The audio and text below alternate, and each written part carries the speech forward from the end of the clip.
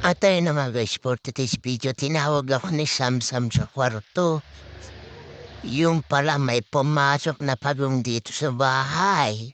At dali-dali ko tong pinuntahan tong pagong na to kasi makagat si Sam. Ito pala guys yung pagong nakapasok sa bahay namin. Ito kasi kahapon nakita ko na sa labas sa may ilog yung pala pumasok sa bahay namin tong pagong. Ito siya oh. Parang gusto niya pang tumira dito sa bahay. At kaya ang ginawa ko dali-dali ko tong kinuha. Ito ibabalik ko dito sa may ilog.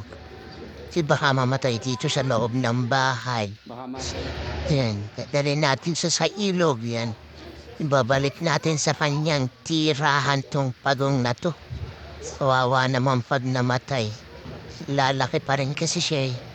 At ibabalik natin dito sa may ilog dito sa may gilid namin. Itong labas namin, ilog kaya babalik natin dito. Yan. Iagis na natin dito sa may ilog yung pagong na yan. Siguro guys, hanggang dito na lang, babos.